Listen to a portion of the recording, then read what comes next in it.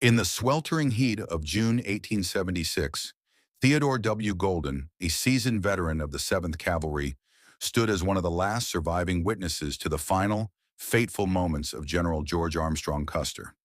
His closely guarded secret, a vivid recollection of that ill-fated day, remained concealed until 1904, when he committed his memories to a private letter, serving as a haunting testament to a battle that reverberated across the frontier. Revealed here, his words lift the curtain on the turmoil and bravery of Custer's last stand, providing a rare insight into a crucial chapter of history. Before we delve into this captivating narrative, please remember to like and subscribe to become part of our expanding community and discover more untold tales of the Wild West. In the spring of 1876, we received news of a planned expedition against the Sioux, which involved 3 significant military columns. Shortly thereafter, we received our marching orders, and our battalion moved from Shreveport, Louisiana, to Fort Lincoln in the Dakota Territory. Upon our arrival, General Custer was engaged in testifying before a congressional committee in Washington and only rejoined us days before our departure, having been detained under arrest in Chicago during his journey from Washington. I will omit the details of our march from Fort Lincoln. His characteristic energy and determination were evident as he swiftly organized the troops into formation and advanced toward the Rosebud, where General Terry had already proceeded aboard the supply steamer far to the west, intending to rendezvous with General Gibbons' forces, believed to be in the vicinity. We continued through the night until we reached the Yellowstone inmate camp, confident that we would intercept the steamer if it was located downstream. At dawn, we resumed our march and quickly spotted General Gibbons' supply wagons moving along the river, followed by the Far West steamer. Messengers were dispatched to convey Reno's report of a significant Indian trail. Shortly thereafter, we set up camp near the mouth of the Rosebud, where a war council convened to closely examine Reno's findings. The following day, plans were finalized for an assertive campaign.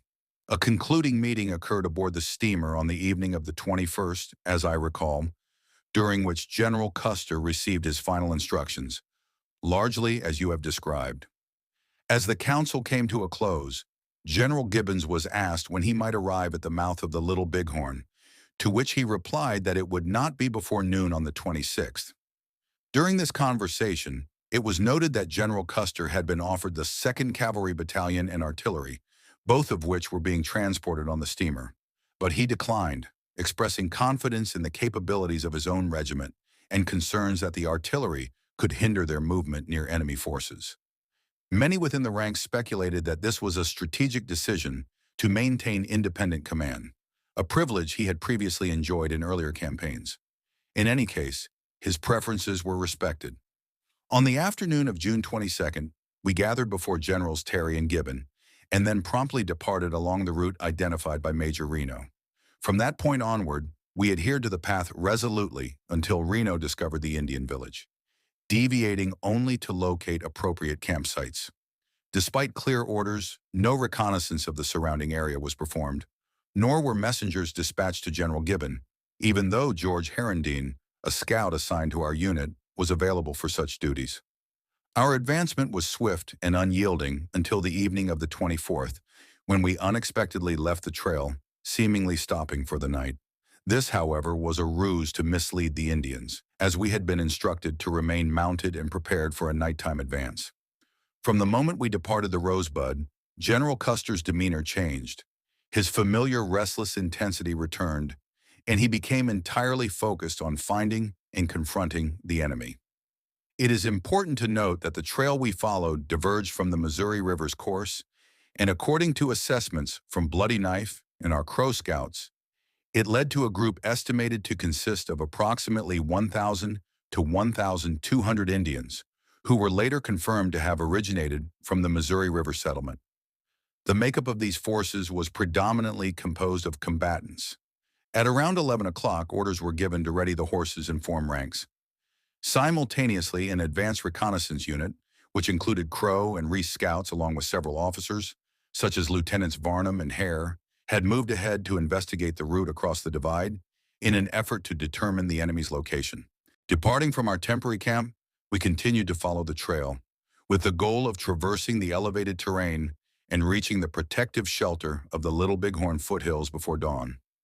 Nevertheless, the difficult terrain and challenges in tracking the trail hindered our progress, leaving us at dawn in a gully beneath steep cliffs, uncertain of how close we were to the river. Throughout the night, reports suggested that General Custer had advanced ahead to join the scouts, and at first light, they communicated that they had spotted the village in the Little Bighorn Valley.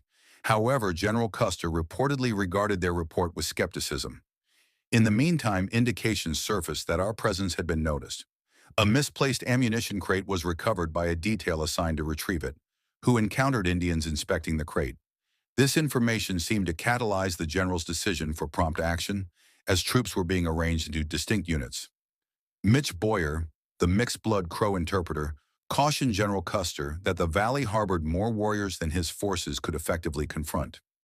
The general questioned Boyer's bravery, to which the scout replied that although he would follow anywhere, entering that valley would guarantee death for them all. Just before we moved forward, I received orders from Lieutenant McIntosh to join General Custer's staff as an orderly, a responsibility I promptly accepted. The general instructed me to accompany Lieutenant Cook, the adjutant of the regiment, carrying out any tasks he might assign. During this break, weary soldiers lay sprawled on the ground, many asleep, while their horses grazed on sagebrush. Custer then ordered the advance, specifying that whichever company in each battalion was ready first would take the right flank position. Within moments, everyone was mounted and in place. During this time, Benteen's battalion had been sent to the left to scour the area, flush out any enemies, and report any significant discoveries. Reno's unit would keep to the trail, while General Custer led 5 companies to the right, with McDougal following behind, managing the pack train as conditions permitted. We quickly began to move in accordance with these orders. After 30 minutes of strenuous riding, the rough terrain forced Custer's column to veer left until we met Major Reno's group, which was advancing along the trail as swiftly as the steep incline allowed. Upon overcoming the tiring climb, we reached a ridgeline that overlooked a rolling plain that gradually sloped down toward the river's foothills several miles away. As we arrived at the elevated ground, Reno's advancing troops became visible in the distance, moving quickly along the trail, while Benteen's detachment could be seen far to our left, scouting the cliffs as directed. We followed a parallel path to Reno's advance, while maintaining a separate position on his right flank. Those of us close to the general noted his increasing agitation. He would often gallop ahead, only to slow down and wait for the column before charging forward once more.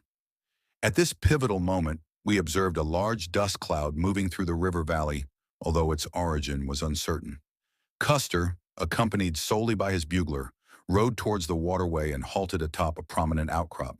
There we saw him waving his hat in what seemed to be a salute to figures in the distance. Upon returning to the vanguard, led by the seasoned Captain Keogh and I Troop, his excitement was evident. With palpable enthusiasm, Custer proclaimed to Keogh that the hostiles were in retreat. If we pressed hard enough, he expressed a willingness to sacrifice half our horses to pursue them. Keogh, maintaining his parade ground composure, surveyed the resolute faces behind him and replied, "General, we will give everything these men and mounts can provide." Almost immediately, the trumpet sounded the charge, the first such call since leaving the Rosebud, and we surged northward along the river, making several unsuccessful attempts to descend into the valley. After perhaps the third failed attempt, Custer urgently conferred with Captain Cook, who swiftly wrote a message on his notepad. When he called for a courier, I was closest and received the folded note. "Take this to Major Reno," Cook instructed. "Stay with his unit until we join forces, then report back immediately." Before I could reply, the last of the column galloped past and vanished into the network of gullies. For a fleeting moment, I watched them disappear, then realized my solitary position in enemy territory. I rode swiftly towards Reno's position, guided by their dust cloud. By chance, I faced little resistance, encountering only a few distant shots that served to hasten my pace rather than impede it. After 6 miles at speed, I reached Reno just as his men were dismounting to establish skirmish lines. Upon handing over the dispatch, the contents of which were unknown to me, I observed Reno briefly scan it before placing it securely in his pocket. At this critical moment, our scouts broke into a panic, fleeing all the way to the Powder River in the safety of the supply train.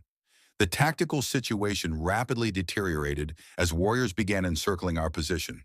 We were compelled to turn around and fought desperately to fend them off while retreating toward the wooded area, losing several mounts to gunfire and others to sheer panic.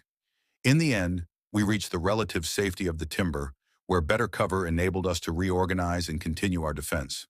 The temporary refuge provided by the trees and the river embankment allowed us to mount a more structured resistance for a short time. Shortly thereafter, we noticed Captain Moylan preparing his company for movement. Nearby on the firing line, Lieutenant Wallace called out to Captain French, who was in command of the central unit, inquiring about our instructions. French replied that he had not received any orders, but he would seek to clarify our situation. Soon after, he shouted that he believed we were to prepare for a mounted assault. Although this had not been formally communicated, he advised us to saddle up and participate in the forthcoming action. As we approached our horses, we realized that approximately 15 troopers had lost their mounts, some due to enemy fire, while others were the result of frightened animals bolting.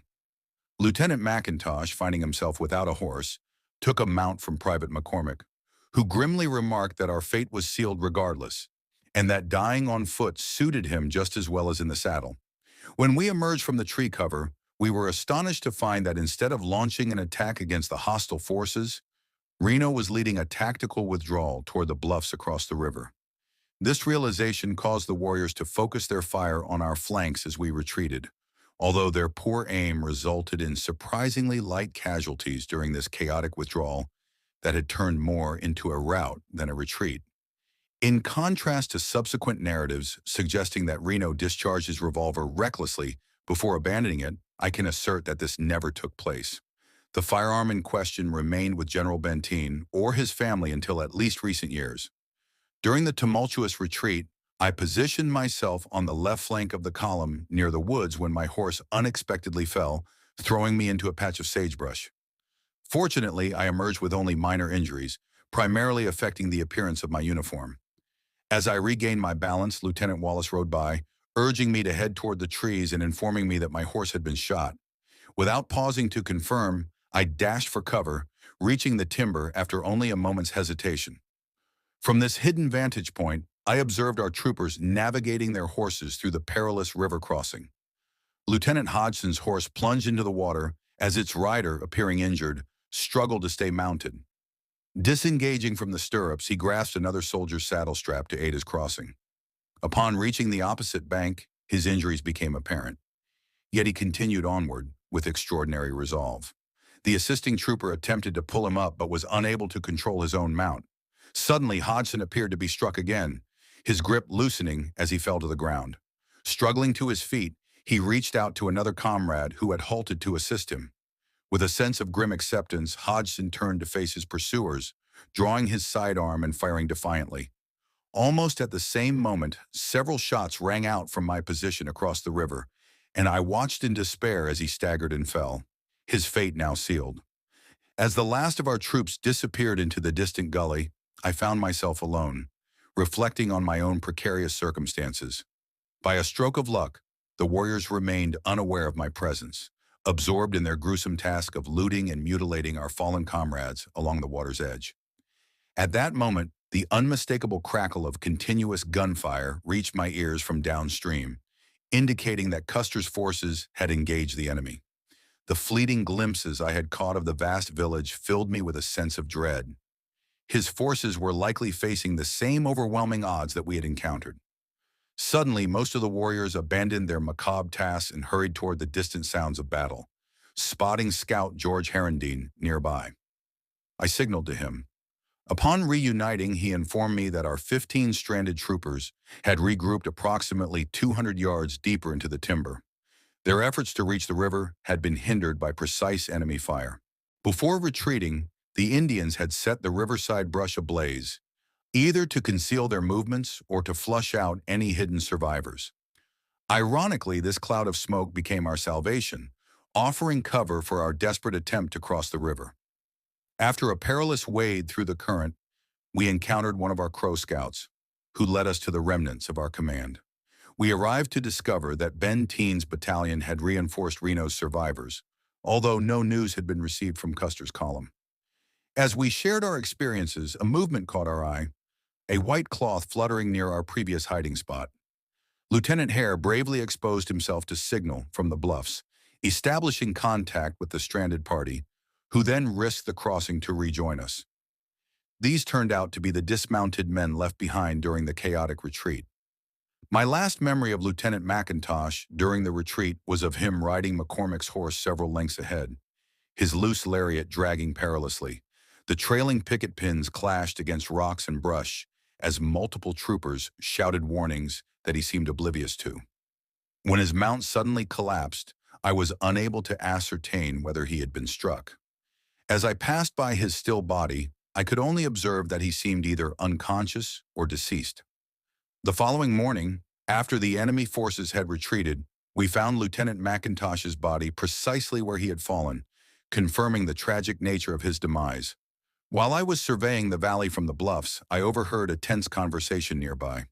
Captain Weir asserted passionately, "If you choose not to advance, I will proceed alone, and when we emerge from this, there will be consequences." He stormed away, and moments later I saw the troop preparing to move forward towards the distant gunfire without any formal orders.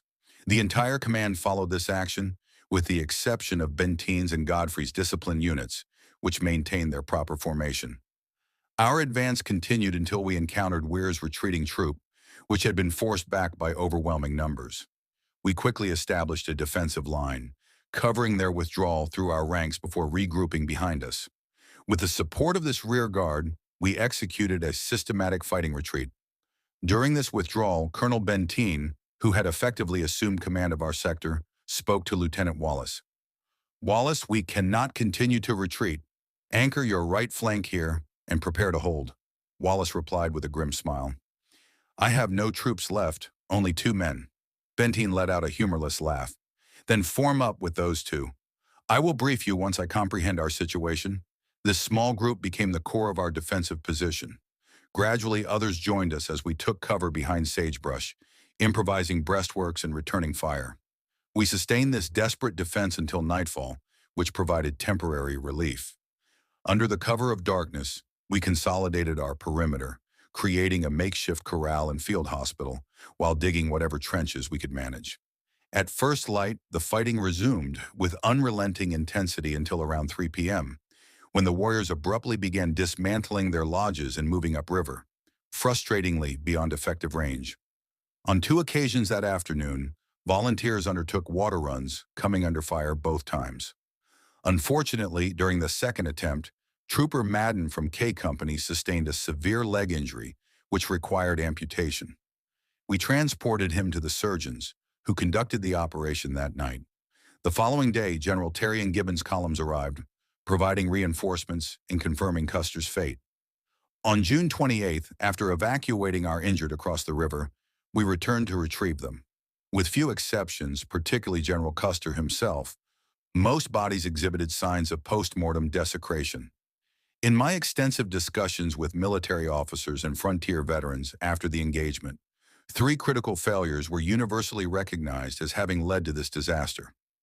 The first and perhaps most significant mistake was the division of our command into 4 isolated detachments, nearly 15 miles from the expected battlefield, carried out without reliable intelligence regarding the enemy's position or strength.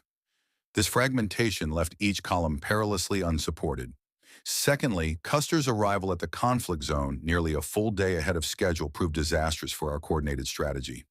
Lastly, the substantial loss of both cavalry mounts and reserve ammunition severely diminished our combat effectiveness during the pivotal engagement. As more qualified analysts have thoroughly examined these strategic errors elsewhere, I will refrain from elaborating further. My personal observations of General Custer indicated an officer whose courage bordered on recklessness, one who consistently embraced danger without adequate consideration of opposing forces. I have consistently asserted that his choices, which were in direct opposition to clear directives, may have originated from the deep humiliation he suffered after being publicly reprimanded by the president. It is possible that he sought to redeem himself through a remarkable success on the battlefield, similar to the renowned victory at Wachita, a feat that would reinstate his damaged reputation as the foremost Indian fighter and military leader in the nation. Regardless of his reasons, history must acknowledge that he displayed courage in his final moments, dying honorably alongside the veteran troopers who had accompanied him to triumph in numerous past campaigns. Respectfully submitted, Theodore W. Golden. I hope this firsthand account offers significant insight into the Little Bighorn engagement in the wider 1876 Sioux campaign.